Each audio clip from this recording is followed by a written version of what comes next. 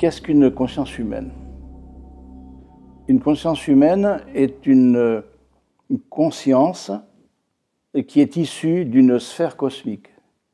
Prenons Gaïa, justement.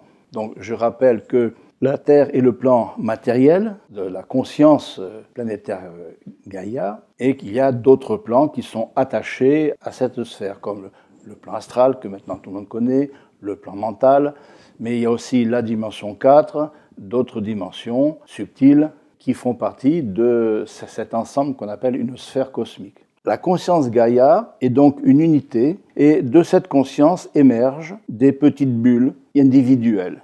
Et parmi ces bulles qui émergent de cette conscience mère, on pourrait dire, on peut les rassembler dans les différents règnes.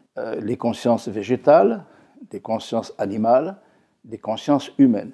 Voyons un petit peu ce qui s'est passé dans le temps. On va remonter, mettons, à 300 millions d'années. Au niveau géographique, il y a un seul continent qu'on appelle le Gondwana.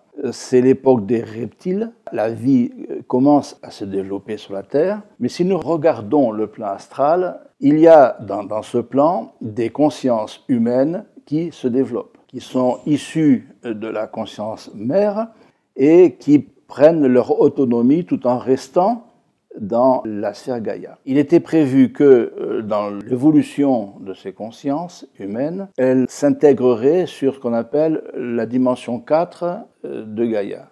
La dimension 4 est une dimension universelle, c'est-à-dire que quel que soit l'endroit du cosmos où on peut aller, on va retrouver cette même dimension. C'est une dimension de relation, une dimension qui n'est pas matérielle, bien sûr, et qui est physique, donc pas constituée de molécules, mais constituée d'énergie avec des formes. Ce qui permet aux différents êtres, lorsqu'ils se rencontrent, d'adopter un physique qui permet une relation.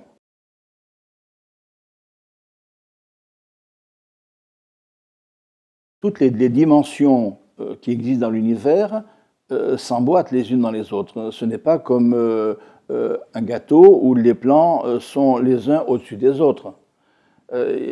C'est un ensemble vibratoire. Si on se décale dans cette pièce, dans notre vibration, si on arrive à le faire, on peut se trouver en dimension 4, on peut se trouver dans l'astral ou sur un plan du mental ou à l'Agartha ou ailleurs. C'est simplement une question de fréquence. Ce n'est pas une question de distance. Les distances, c'est valable pour la dimension 3 uniquement. Au-delà, les distances et le temps ont des composantes totalement différentes. La dimension 4, c'est, on pourrait dire, la dimension idéale de Gaïa. Il y a une faune, il y a une flore, il y a une organisation, et on pourrait dire que la dimension matérielle est une concrétisation de cette dimension idéale de Gaïa qu'on appelle la dimension 4. Si on va sur Vénus, en dimension 4, on va retrouver aussi le même type d'organisation puisque c'est un plan universel. Il est difficile, en étant incarné sur cette Terre, dans cette dimension 3, qui est lourde, qui est dense, qui est écrasée actuellement, il est assez difficile de pouvoir migrer en toute conscience en dimension 4. Il y en a qui le font. Moi, j'ai eu l'occasion 2 fois d'aller en dimension 4, mais j'étais pris en charge par les instructeurs qui m'ont aidé à atteindre ces niveaux pour que j'apprenne à les connaître et pour que je puisse en parler et redonner à autrui.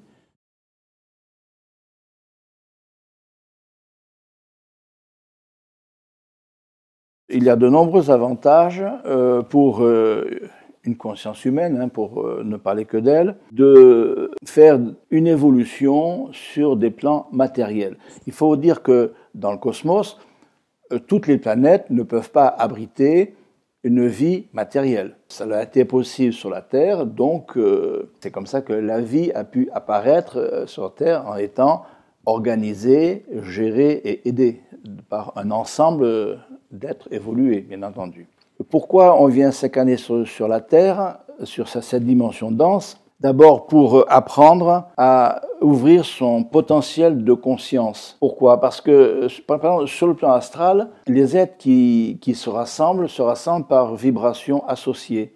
Donc il y a une infinité de plans entre ce qu'on appelle le bas astral et le haut astral, une infinité d'intermédiaires où les êtres qui sont dans telle ouverture de conscience vont se regrouper et vivre sur un même plan.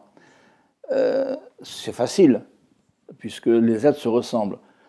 Lorsqu'on arrive dans l'incarnation, on est confronté à des consciences qui sont totalement différentes des nôtres, qui ont eu des parcours différents, des chemins, des buts d'évolution différents.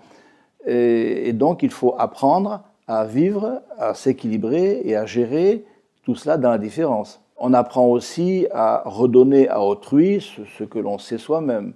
Aider, donc à travers des échanges, des travails de groupe, qui sont plus faciles à faire ailleurs. C'est apprendre à gérer un corps matériel qui est tout à fait différent d'un corps purement physique, donc énergétique. Concrétiser ses acquis. Lorsque on veut appliquer quelque chose qu'on a appris sur un plan subtil, lorsqu'on arrive dans la matière, eh bien, il y a beaucoup d'êtres qui ont des difficultés à appliquer de manière tangible, concrète, ce qu'ils ont cru intégrer auparavant. Le système d'évolution, c'est l'intégration en soi, dans ce qu'on appelle notre conscience cosmique, que j'appelle la grande conscience, l'intégration de tous les facteurs de la vie et de l'évolution au niveau cosmique et universel. Voilà. À chaque instant, toute conscience, même celles qui font des erreurs, enregistre des informations et après gère ces informations pour en déduire une évolution.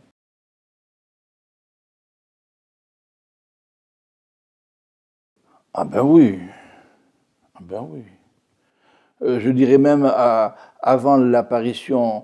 Il faudrait revenir à la notion de conscience, parce que dans l'univers est d'abord conscience avant d'être manifestation. Mais là, ça nous amènerait trop loin vers des sujets qui sont pas à développer aujourd'hui. Mais il y a tout est conscience. Si on prend ce que j'appelle un archétype, ce sont des consciences qui travaillent à très haut niveau, au niveau universel. Ce sont des êtres lumière pure, qui sont pure énergie, mais qui sont une conscience. Une galaxie est une conscience galactique, une étoile est une conscience stellaire, et avec une organisation, une gestion de sa propre évolution, et je dirais des buts aussi cosmiques. Nous sommes conscience avant d'être manifestation physique et matérielle. Puisque la vie ne peut pas s'exprimer sur toutes les planètes, je parle de la vie matérielle, il y a des planètes où les êtres humains vivent sur des plans subtils, du genre type astral, type mental, dimension 4, et ces êtres-là vivent de manière tout à fait organisée, en civilisation. Alors que sur leur sol, prenons Vénus, Mars par exemple, deux planètes telluriques, où actuellement la vie est impossible sur le plan matériel. Maintenant, on commence à bien connaître les conditions de plan matériel de ces planètes, alors que sur les plans subtils, il y a des civilisations organisées, conscientes et évoluées.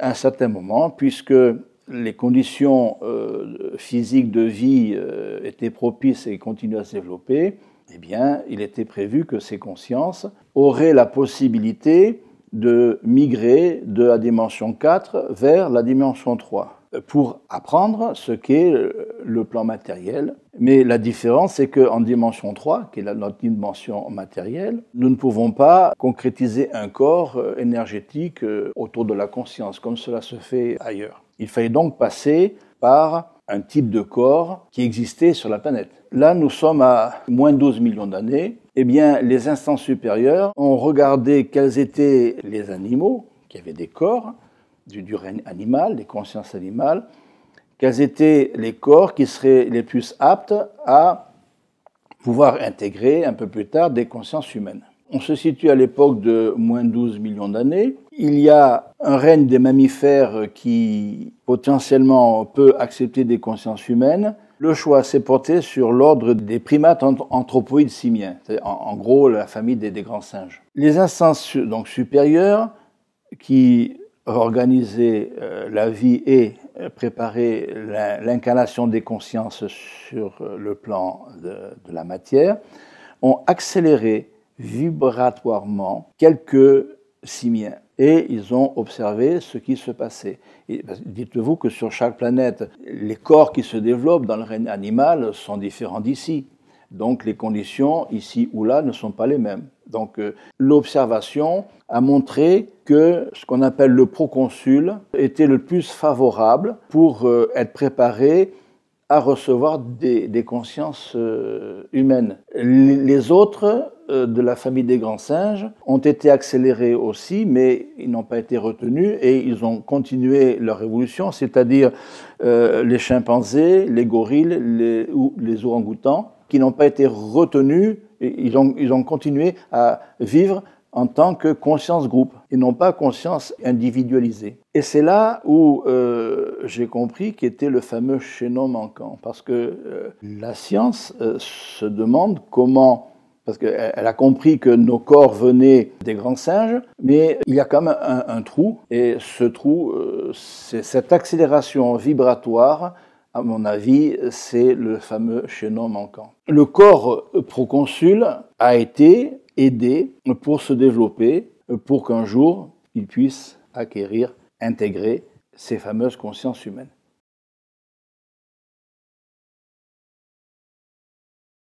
On nous a proposé de scinder l'évolution de l'homme depuis ces primates anthropoïdes jusqu'à nos jours, suivant 5 grandes phases qu'on appelle les grandes civilisations. Au niveau des corps, j'ai dit tout à l'heure que le proconsul a été accéléré, a donné l'Australopithèque, qui a été le corps qui a accepté les consciences au niveau de ce qu'on appelle la première grande civilisation. Cette première grande civilisation, on l'appelle la civilisation adamique, tout simplement par référence au premier homme. C'est un symbole, c'est une image. Mais les premiers hommes sont apparus il y a 12 millions d'années. Et cette période qu'on a appelée adamique, parce qu'il faut lui donner un nom tout simplement, s'est arrêtée il y a 1 million d'années à peu près. Donc sa durée a été de 11 millions d'années. L'Australopithèque ressemblait terriblement à un grand singe et qui se déplaçait dans l'origine et l'Afrique. Ailleurs, les conditions n'étaient pas favorables pour que la vie commence à s'exprimer sur un plan d'incarnation de conscience humaine. Donc, pendant des millions d'années, tout doucement, les consciences humaines ont appris à s'intégrer dans des corps. La conscience descendait dans le corps, il restait un moment, repartait. Il fallait que ce soit très progressif. Il fallait que le corps s'habitue à une conscience humaine, à une vibration quand même différente. Et ces consciences humaines n'avaient pas l'habitude de gérer ces corps qui devaient leur paraître extrêmement lourds et difficiles à manipuler. Ils étaient au niveau, je dirais, plus de l'instinct de survie qu'autre chose. Ils ressemblaient vraiment à des singes qui continuaient à évoluer. Et c'est pour cela que ça demandait autant de temps. C'était des êtres qui vivaient dans les savanes ou dans les forêts, vers la fin, sous forme tribale. Il a fallu 11 millions d'années pour en arriver là. C'est la première grande civilisation. Et il faut savoir qu'à chaque grande civilisation, il y a eu des impacts qui sont venus du cosmos pour aider dans l'énergie des différentes sphères. Par exemple, c'est le Soleil lui-même, l'énergie du Soleil, qui ont aidé à cette transformation lente du rapport conscience-corps. Il faut toujours, j'en reviens aussi à cette précision, il faut toujours dissocier la conscience du corps. Si votre conscience un jour veut quitter la Terre, elle aura le droit, elle ira sur Alpha du Centaure, mettons sur une des planètes, elle sera obligée d'adopter les corps qui se sont développés sur Alpha du Centaure. Pourtant, c'est votre conscience qui arrive avec son bagage, son potentiel, ses expériences, pour continuer à vivre d'autres expériences, tout simplement.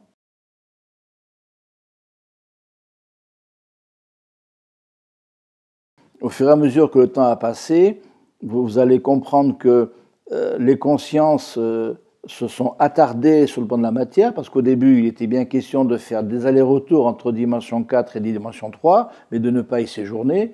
Seulement, l'homme, dans son libre arbitre, a désiré rester incarné de plus en plus longtemps. Donc, à force de rester sur ce plan-là, le lien qui l'unissait à ses origines et au cosmos a diminué, jusqu'au moment où l'homme étant tellement intégré dans cette matière qu'il a alourdi d'ailleurs à travers ses comportements, qu'il y a eu rupture de conscience entre la conscience incarnée et les autres états de conscience. Et c'est cette rupture qui fait que sur la Terre, on ne sait pas d'où on vient et quelles sont les organisations. Vous allez sur des planètes évoluées, chacun est resté en contact, parce que tout le monde n'est pas obligé, même sur les planètes où la vie peut s'exprimer sur un plan dense, tout le monde n'est pas obligé d'en arriver à ce que nous voyons aujourd'hui au niveau du système de civilisation. Il y a bien des planètes où les erreurs, ce genre d'erreurs qui sont commises depuis quelques milliers d'années sur Terre n'ont jamais existé.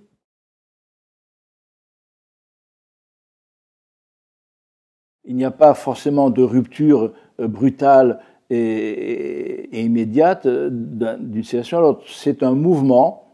Qu'est-ce qu'une civilisation? C'est un regroupement d'êtres humains dans un lieu commun avec des caractéristiques communes et vivant des choses semblables. La vie est apparue au niveau de la civilisation adamique en Afrique, et au fur et à mesure que les conditions climatiques étaient favorables, ces tribus ont commencé à se répandre, à migrer en fonction de certain nombre de mouvements. Il y a eu une logique qui correspondait d'ailleurs aussi aux conditions climatiques, notamment les différentes glaciations qu'il y a eu, qui ont arrêté ou qui ont permis à ces civilisations d'évoluer. Vous allez mieux comprendre et quand je vais parler de la deuxième grande civilisation, qui est la civilisation qu'on a appelée hyperboréenne. Elle a démarré il y a moins 3 millions d'années et elle s'est arrêtée environ à moins 600 000 ans.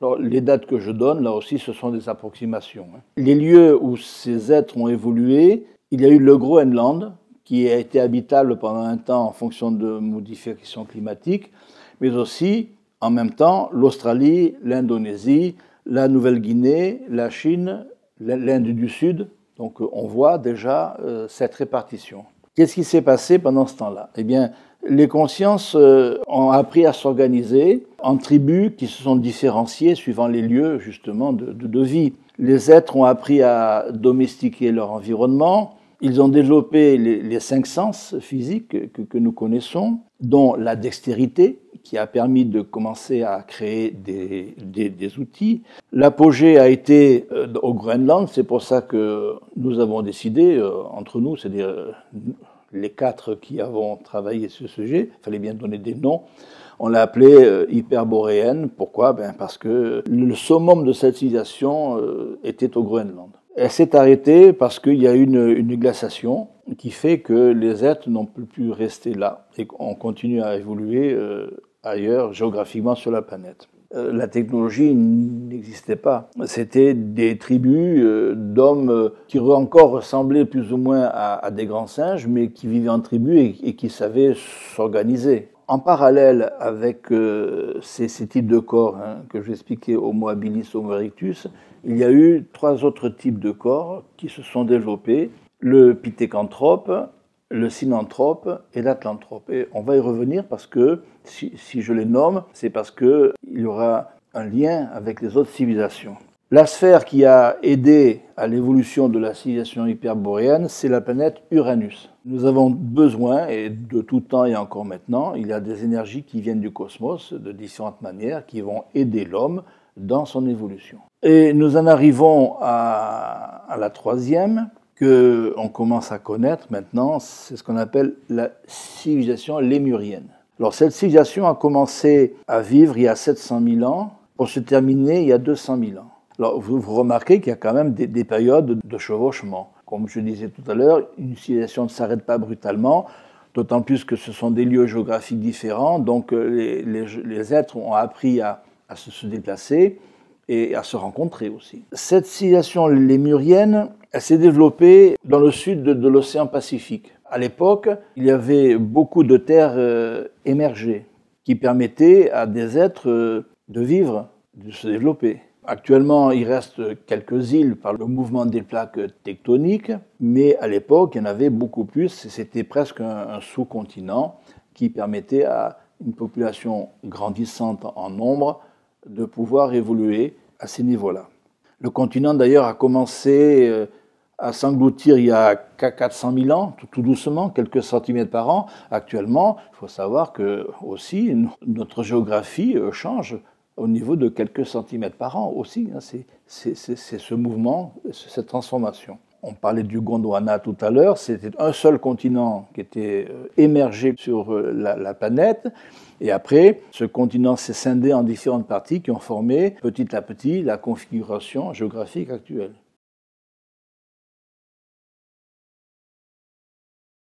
Ces êtres-là, de la Lémurie, eh bien, comment est-ce qu'ils ont évolué? Les consciences ont appris à intégrer une plus grande partie de la conscience dans le corps. Elle restait presque en permanence dans le corps matériel. La société a commencé à s'organiser en villages. Ils ont appris vers la fin à construire des maisons en bois. Ils avaient appris à créer les outils pour tailler les arbres et en même temps le développement d'une forme primitive d'art. Lorsqu'on connaît les énergies de la planète Vénus, on comprend déjà que la planète qui a influencé cette situation, c'est justement Vénus. Parce que sur Vénus, sur le plan subtil de Vénus, l'organisation de vie actuellement ressemble en beaucoup plus évolué à ce que ces êtres de la civilisation lémurienne vivaient à cette époque-là. Donc il y a eu des émigrations pendant ce temps-là. Certains se sont dirigés vers l'Amérique du Nord et ont donné plus tard les Apaches et les Navajos. Certains se sont dirigés vers l'Amérique du Sud et ont donné les Incas. Et certains se sont dirigés vers l'Atlantide qui existait déjà, puisque, on va le voir, il y a eu une période commune. Actuellement, quels sont les restes, on pourrait dire la Polynésie française, la Nouvelle-Calédonie. En gros, c'est les îles qui se trouvaient dans le Pacifique Sud. Il n'en reste plus beaucoup par rapport à ce qu'il y avait à l'époque. Actuellement, tout le monde sait que le niveau de la mer monte et que en Polynésie et à d'autres endroits de la planète, il y a des îles où ils songent à partir parce que la vie n'est plus possible. Voilà. Les plages du Sénégal qui s'étendent à perte de vue, partout, la mer avance plusieurs mètres par an. Depuis 30 ans.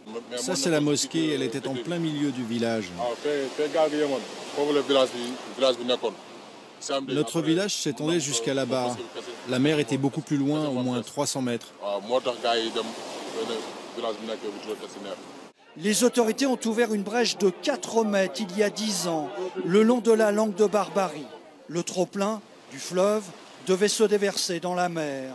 Erreur, la mer s'est engouffrée dans la brèche. De 4 mètres, elle fait aujourd'hui 5 km. À ce rythme, d'ici quelques dizaines d'années, Saint-Louis aura les pieds dans l'eau, si rien n'est fait.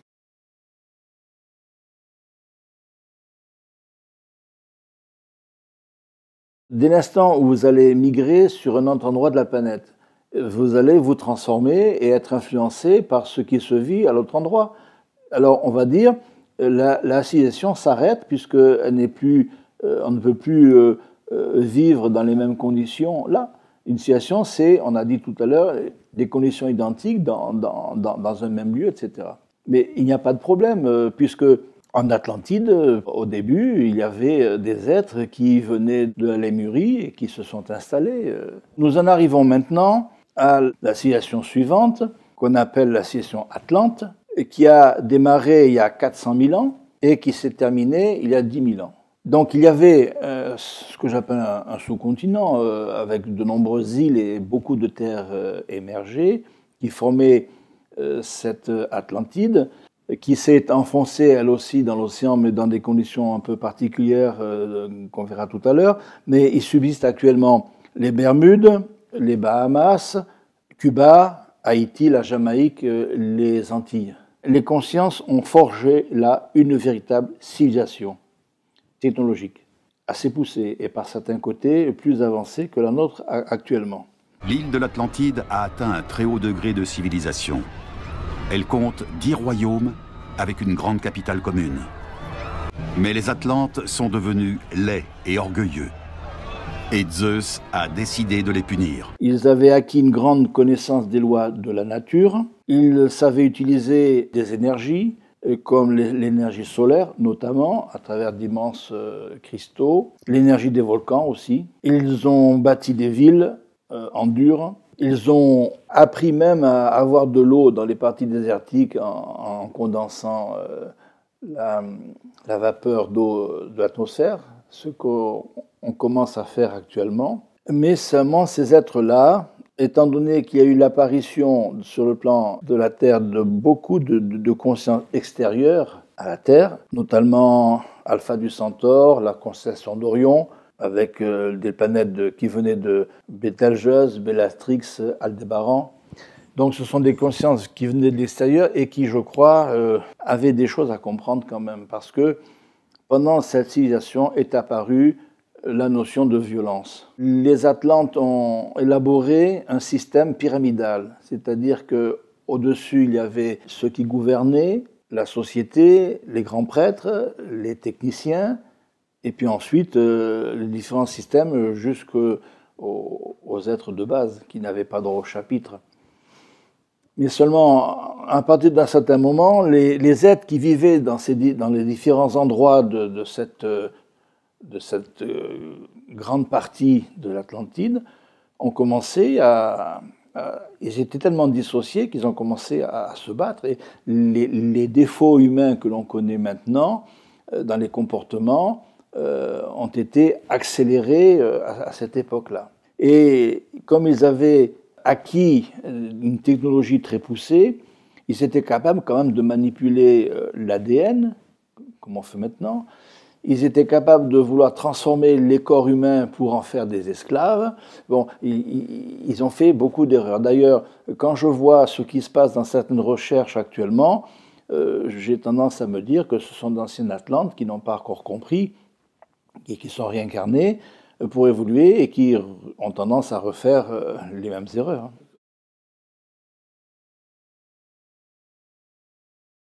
Il y avait des grandes villes, il y avait de l'agriculture, il y avait de l'industrie, ils circulaient en bateau, mais ils avaient aussi trouvé les moyens de circuler par les airs, et ils avaient des comptoirs dans de nombreux pays de la planète, le Mexique, l'Afrique du Nord, le Portugal, l'Égypte, Crète, la Chine.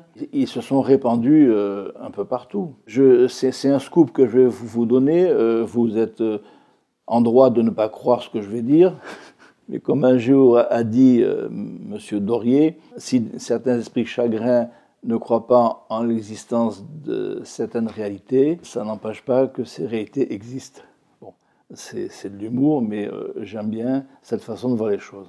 Sans remonter trop loin dans l'histoire du système solaire, à un certain moment, des êtres qui avaient vécu sur le plan matériel de Mars à l'époque où la vie était possible, il y a 65 millions d'années, à travers leur évolution, devaient terminer une certaine évolution sur un plan planétaire. Donc la planète Terre étant favorable, des êtres de Mars sont venus, mais là, avec des vaisseaux, et se sont installés dans certains endroits, plus proches des grands centres de l'Atlantide. Ces êtres-là ne se sont pas mélangés à la population, ils restaient en retrait, en dehors, mais il y avait des contacts entre eux et le haut de la pyramide de cette civilisation. Ces êtres de Mars, au niveau des corps, mesuraient 2 mètres, 2 mètres 50, 3 mètres. C'est là où on retrouve le mythe des géants. Bon. Et par contre, ils avaient la possibilité de régénérer leur corps. C'est-à-dire que leur corps qui sur Terre pouvait durer, mettons, 60 ans, ils pouvaient les faire durer 150 ou 200 ans. Seulement, ces êtres venant de Mars, qui avaient été une civilisation extrêmement technologique aussi, très développée, puisqu'ils avaient des vaisseaux spatiaux, ils se déplaçaient, je parle antérieur à 65 millions d'années, ont voulu aider les Atlantes dans leur société. Donc, ils leur ont donné aussi des technologies, y compris des technologies nucléaires, mais pas gérées de la même manière que maintenant. Et alors, les Atlantes en ont profité pour restabiliser le climat de cet endroit, puisqu'il y a une nouvelle glaciation qui commençait à se faire, et ils voulaient garder des conditions idéales de vie. Ils ont fait un certain nombre d'erreurs. Il y avait l'utilisation d'énergie qui n'était pas rationnelle pour l'équilibre de la planète, et ces erreurs humaines se sont répercutées sur la nature, comme cela se fait même maintenant. Donc le continent a commencé à s'enfoncer dans la mer tout doucement, quelques centimètres ou quelques dizaines de centimètres par an. Au début, c'était très lent. Et puis il y a eu un certain effondrement un peu rapide. Mais plus tard, dans une deuxième période, vers la fin de l'Atlantide, il y a eu un deuxième enfoncement beaucoup plus rapide. Et en dernier lieu, la capitale, Poséida, a disparu assez rapidement dans les mers, plus sous la forme d'une catastrophe. Cette ville fabuleuse, pétrie de culture et à la technologie avancée, est sur le point d'être détruite. Les bâtiments, la population, toute une civilisation va être balayée par une catastrophe naturelle à laquelle rien ne pourra résister. C'est l'Atlantide, la terre antique qui, selon la légende, a été engloutie dans les flots par un cataclysme il y a 11 000 ans. D'où l'image de l'Atlantide qui s'effondre, mais le continent Atlante ne s'est pas effondré en une nuit. C'est juste, je dirais, la capitale qui a disparu assez rapidement, comme on pourrait avoir un tsunami actuellement, qui fait disparaître certains villages. Il y a eu une cassure dans la vibration de l'Atlantide. Cette cassure s'est répercutée dans la suite. Les Atlantes sont allés trop loin dans les erreurs et il y a eu effondrement, je dirais, de la société beaucoup plus importante que l'effondrement. D'ailleurs, il n'y a pas eu effondrement des îles, il y a eu enfoncement progressif, sauf quelques cas particuliers en fin de vie de l'Atlantide. Les Atlantes avaient l'habitude de tout centraliser sur la capitale, Poséida. Il y avait la capitale, il y avait la civilisation atlante qui dépendait de cette capitale qui gérait tout, et il y avait les comptoirs sur d'autres endroits de la planète. Lorsque les différents groupes d'îles ont commencé à s'enfoncer tout doucement, il y a quand même des êtres qui avaient un peu du jote et qui se sont dit « bon, il va y avoir des problèmes, nous allons partir ». Les recherches contemporaines doivent leur origine à Ignatius Donnelly, politicien et écrivain du XIXe siècle. Donnelly était intrigué par certaines similarités entre les civilisations anciennes des deux côtés de l'Atlantique. Il pensait que les pyramides d'Amérique centrale ressemblaient étonnamment à celles de l'ancienne Égypte. Pouvait-elles avoir une origine commune? Il avance que les connaissances technologiques de l'Antiquité sont toutes issues d'une civilisation plus ancienne, l'Atlantide. Il affirme qu'après sa destruction, les survivants ont essaimé à travers le globe et transmis leurs connaissances.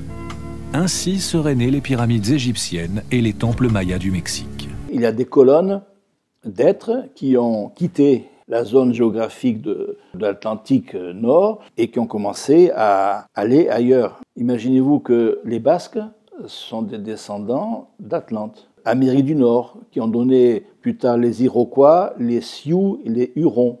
Et au Mexique avec les Mayas. D'autres colonnes se sont renforcées, notamment en Chine, en Inde et en Égypte. Seulement, ces colonnes-là n'avaient pas pu garder les connaissances de la civilisation. Ils n'avaient pas su garder la technologie. Et tout ce qui était possible de faire dans l'Atlantide, ces colonnes-là se sont retrouvées à régresser.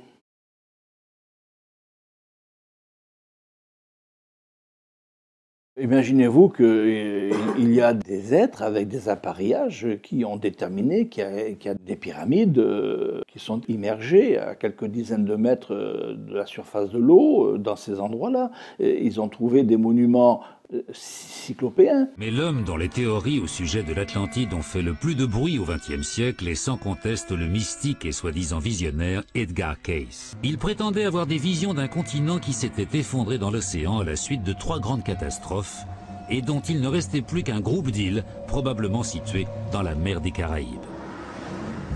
Edgar Cayce prétendait également qu'une vision lui avait appris que le Sphinx avait été érigé en 10 500 avant Jésus-Christ, soit 8000 ans avant la date admise par les archéologues. D'après lui, les survivants de l'Atlantide auraient caché quelque part sous le Sphinx une salle des archives dont les documents contiendraient tout le savoir de la civilisation disparue. Cayce avait aussi prédit que la preuve de l'existence de l'Atlantide serait trouvée dans les Bahamas en 1968 ou 1969. Et en effet, en 1968, des pilotes d'avions passant au-dessus des îles Bimini repèrent une étrange structure. Près de 1500 mètres de rochers alignés, formant une barre connue aujourd'hui sous le nom de chaussée de Bimini. Certains pensent qu'il s'agirait d'une ancienne jetée construite pour protéger un port. Des années plus tard, une structure similaire sera découverte au large de l'île d'Andros, dans les Cyclades.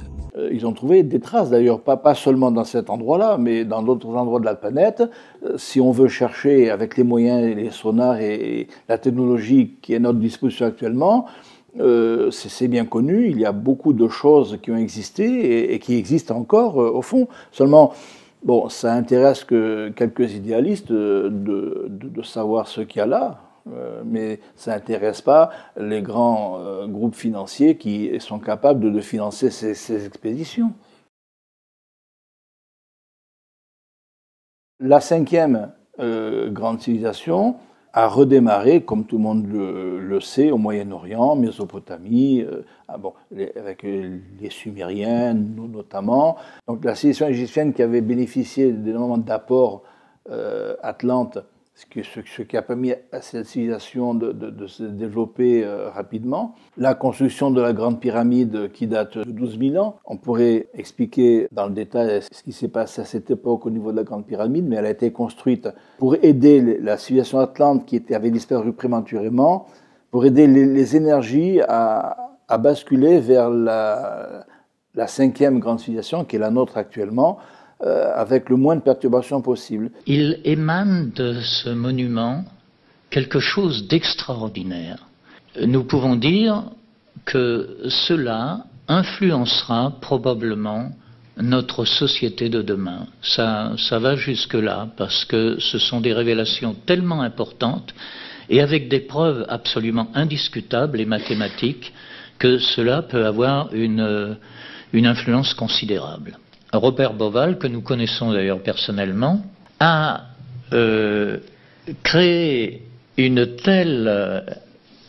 tel mouvement, un tel état de pensée parmi les égyptologues qu'il n'y a pas aujourd'hui une parution où il n'est pas mentionné que ces étoiles dites du baudrier d'Orion, c'est-à-dire les étoiles centrales de la constellation d'Orion, déportées, ne se substituent pas aux pyramides.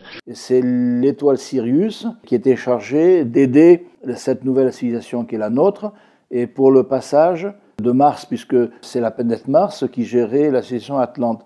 Et pour passer de l'un à l'autre, il fallait un ensemble qui a été la Grande Pyramide, avec le pyramidion qui n'existe plus maintenant, mais qui était un matériau de synthèse et non pas un pyramidion qui a été placé dernièrement à côté, pour que d'une manière un peu complexe, le passage des énergies de l'une à l'autre se fasse d'une manière harmonieuse, enfin le plus harmonieux possible.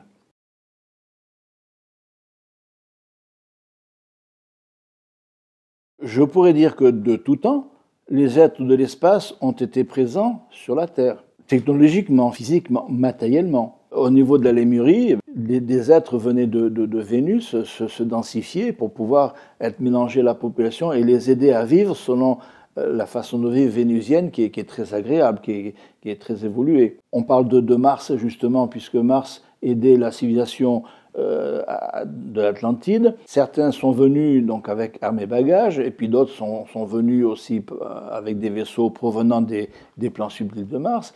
Et puis après, au niveau de notre civilisation, de tout temps, il y a eu des présences de l'espace ici pour aider les êtres de différentes manières à évoluer, comme cela se passe encore actuellement.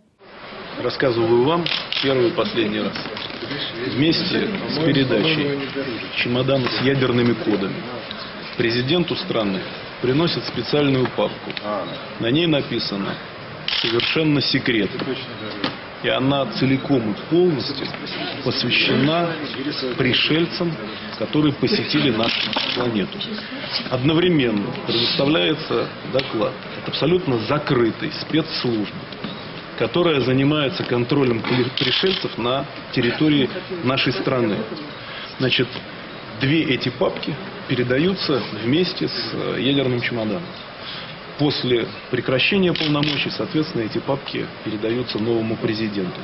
Более подробную информацию на эту тему вы можете получить, посмотрев известный хроникально-документальный фильм «Люди в черном». Вышло несколько версий. Сколько их среди нас? Сколько их среди нас, рассказывать не буду, потому что это может вызвать... Honorable Paul Hellyer, former Minister of Defense of Canada, and he believes that life forms from space exist and are present on Earth. They've been, as a matter of fact, they've been visiting our planet for thousands of years. And one of the cases that would interest you most, if you give me 2 or 3 minutes to answer, is during the Cold War, 1961, there were about 50 UFOs in formation flying south from Russia to across Europe, and the Supreme Allied Commander was very concerned and about ready to press the panic button when they turned around and went back over the North Pole. So they decided to do an investigation, and they investigated for 3 years, and they decided that with absolute certainty that 4 different species, at least, had been visiting this planet for thousands of years. You know, it is top secret in a way that the governments aren't talking about it.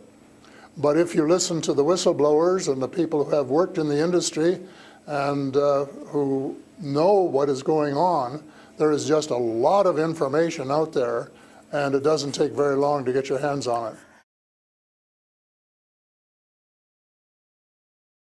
La particularité de cette civilisation actuelle, c'est que c'est la dernière civilisation qui est basée sur la violence, qui ne soit pas spirituelle. À partir de la 6e, qui commence actuellement, à peine maintenant, la 6e grande civilisation sera spirituelle, c'est-à-dire qu'elle sera basée sur les valeurs de l'amour, du partage, de la compréhension, et non plus sur les valeurs actuelles de la force brutale, de la violence, des guerres, etc. Donc nous assistons au déclin de notre civilisation actuelle. Ce qu'on voit à l'extérieur, c'est notre intérieur. Si on travaille sur notre intérieur, notre extérieur s'harmonise aussi. Donc en fait, plutôt que lutter, c'est l'histoire du miroir. Plutôt que taper dans un miroir, on va juste le fissurer. Alors qu'on cherche le bouton qu'on voit dans le miroir, le bouton il est sur le nez. Si on tape le miroir, tu vois, il se casse. Alors que si tu traites le bouton sur le nez, tu traites le vrai problème, il n'y est plus dans le miroir après. Donc le monde extérieur va s'harmoniser en même temps que ton intérieur. Tu t'aperçois vraiment que tu es responsable de tout ce que tu vis, mais de manière inconsciente. Et à un moment, tout le travail consiste à remettre en lumière et à devenir conscient de tous ces procédés. Et donc l'évolution de l'humain se fait de manière accélérée. Et notre évolution, c'est pas de trouver des nouvelles technologies, partir dans l'espace, c'est de se centrer et de devenir de plus en plus conscient. De rentrer dans notre espace, ouais. en fait. Donc c'est inimaginable ce que je vois sur les gens depuis 20 ans, l'évolution. C'est-à-dire qu'en fait, les gens, qui le veuillent ou non, sont obligés sont confrontés à leur évolution. Et s'ils ne le font pas à l'intérieur, ils le vivent à l'extérieur. Donc de toute façon, l'évolution, elle a lieu. Qu'on le veuille ou non. Pour moi, tout le travail de bien-être et les techniques, ça consiste à résoudre à l'intérieur ce qu'on ne veut pas vivre à l'extérieur. C'est-à-dire d'harmoniser complètement pour vivre le mieux possible une évolution de conscience qui, pour moi, de toute façon, se fait. je dirais, chez tout le monde. Ouais, donc il y a une très très grosse évolution et qui a eu lieu dans les 20 dernières années, qui est énorme. Et pareil sur l'ouverture des gens, ils ont une clarté d'esprit qu'ils n'avaient pas il y a 20 ans. Tout va être revu, refondu avec de nouvelles énergies et de nouvelles consciences qui vont arriver, et ce sont des consciences qui sont beaucoup plus évoluées que les consciences qui sont actuellement sur Terre. Actuellement, bon, brièvement, parce que ce serait trop long de développer ce qui se passe maintenant et ce qui va se passer dans la prochaine, il y a beaucoup de consciences qui ont des karmas à régler de par leur incarnation antérieure, puisqu'ils savent que tout va changer, donc ils profitent des conditions actuelles de vie difficiles pour régler des karmas. Il y a donc les retardataires des anciennes civilisations. Il y a l'arrivée de conscience de la nouvelle future civilisation qui commence à apporter les énergies. Bon, tout ça est en train de se mélanger. Et puis il y a les aides de l'espace qui continuent, ainsi que de l'organisation planétaire humaine, dont on parle peu parce qu'elle est peu connue. Ce sont une organisation qui aide les hommes de la Terre à évoluer sur différents plans où la vie se manifeste, y compris le plan matériel. Bon, donc tout ça, c'est en train de bouger à toute allure, et les choses vont changer dans un certain futur.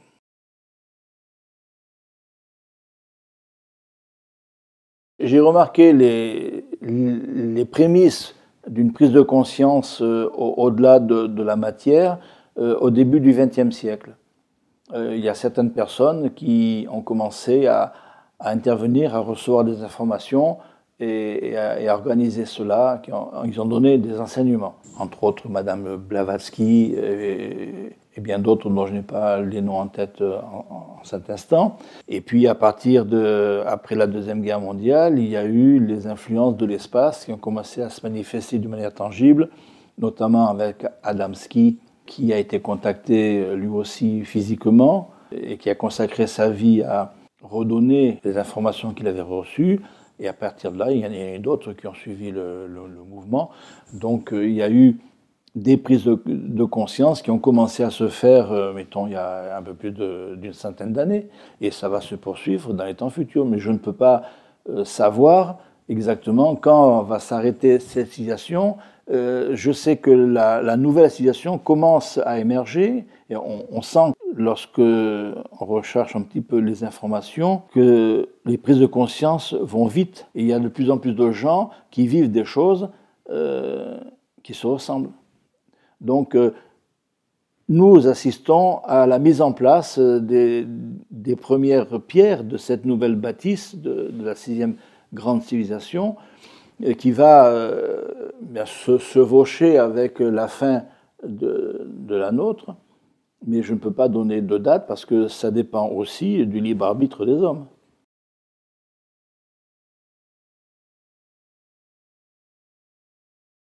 D'abord, par les prises de conscience. De plus en plus de personnes vivent des choses, ont des contacts, des relations et les expriment. Et ça permet à d'autres de réfléchir, de faire des choix, de faire des tris. Encore une fois, mon intervention d'aujourd'hui ainsi que les autres, ce n'est pas pour convaincre, ce n'est pas pour forcer. J'exprime le fruit d'une expérience de 45 ans de contact. Mais je comprends qu'on puisse ne pas être d'accord avec ce que je dis. Donc, les êtres s'éveillent, et c'est les énergies qui sont émises par ces consciences en éveil qui vont se développer et permettre à d'autres personnes de se remettre en question. Actuellement, il y a, d'après les sondages, il y a à peu près 50% de la population qui croit en l'existence de formes de vie dans le cosmos.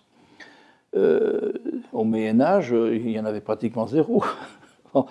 C'est en train de se développer tout ça. Il y a 20 ans, quand on travaillait avec Pascal, l'énergie était beaucoup plus lourde, beaucoup plus dense à bouger.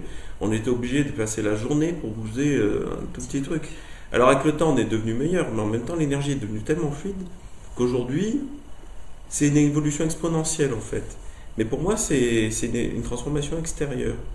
Mais bon, comme je t'ai expliqué, intérieur-extérieur, hein, c'est la même chose. Donc plus ça se fluidifie chez les gens à l'intérieur, plus ça se fluidifie à l'extérieur. Et là, on est sur des niveaux où on peut faire bouger des choses en un instant.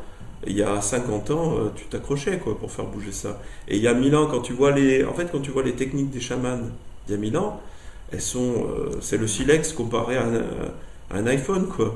Parce que c'était une énergie beaucoup plus dure, beaucoup plus dense, beaucoup plus éloignée. Donc il fallait qu'ils y aillent pour faire bouger un truc. Mais aujourd'hui, n'importe qui peut y arriver facilement parce qu'on est dans une période de temps accéléré où tout va très vite. Prise de conscience et aussi application de la conscience. Parce que lorsqu'on a compris un système de comportement, il faut bien l'appliquer dans la vie de tous les jours.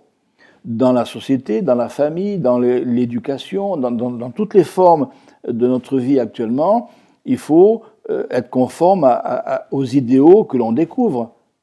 Il ne s'agit pas de juger, de condamner, d'être violent, de ne pas accepter, y compris le principe de l'incarnation, parce qu'il y a beaucoup de gens que je rencontre et qui sont en difficulté d'incarnation. Ils n'acceptent pas leur incarnation et les conditions de leur incarnation parce qu'ils n'ont pas eu accès aux causes. La vie est équilibrée et il n'y a pas un être ou des êtres méchants qui vont punir parce qu'il n'a pas fait. Non, ce sont des systèmes qui sont beaucoup plus élaborés, beaucoup plus justes que cela. Si on vit telle difficulté, eh bien, il faut savoir à quoi ça correspond, pourquoi. Il y a les outils, il y a les moyens actuellement de comprendre tout ça. Donc, comment se comporter? Ben, au plus haut de notre conscience et avec des comportements exemplaires. Il y a ce qu'on exprime par la parole et avec tous les moyens technologiques qui sont mis à notre disposition, mais il y a aussi la vibration que l'être émet, du verbe émettre, pour que les autres soient touchés par cette vibration d'amour universel. Et puis, il y a aussi le comportement. Quelqu'un qui dit il faut faire ça et ça, ça, et qui lui-même fait le contraire, bon, n'est pas crédible. Il faut quand même être soi-même bien aligné dans tous ces états de conscience pour que les autres se disent mais tiens, lui, il se comporte comme ça, peut-être que ce serait bien que j'essaye.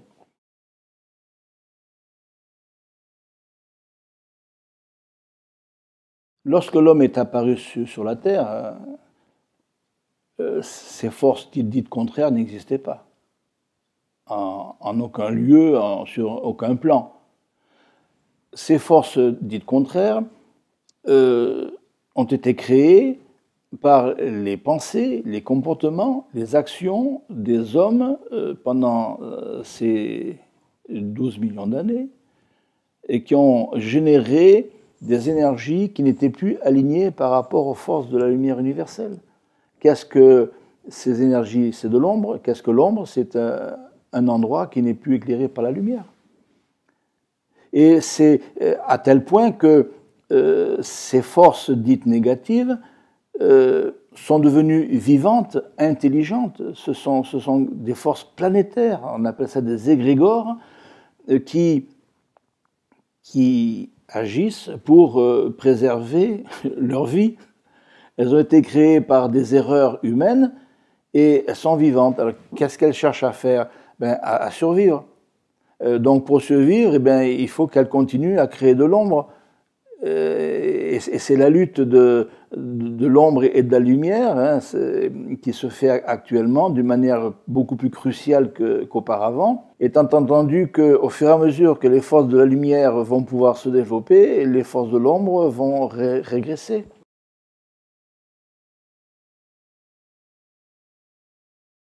Tout être qui vit, que ce soit sur le plan de la matière ou sur le plan de l'astral, est aidé de toutes les manières possibles dans son évolution. Il y a ceux qui ont fermé les écoutilles, qui ne veulent rien entendre, ça c'est leur libre arbitre. Il y a ceux qui veulent et qui ne sont pas conscients de ce qu'ils apprennent, parce que ça se fait souvent pendant le sommeil, parce qu'ils ne peuvent pas être conscients autrement. et à ceux qui vivent leur expansion rapide de conscience, tout à fait consciemment, en vivant des choses importantes. Je suis en relation avec plein de gens qui vivent des contacts, des prises de conscience, des vécus puissants. Donc l'aide se fait à tout niveau. Et dès qu'une conscience s'ouvre aux conceptions cosmiques de la vie, elle est prise en charge par la Confédération qui met en place un système d'aide, je dirais, plus dirigé, plus spécifique par rapport à la conscience.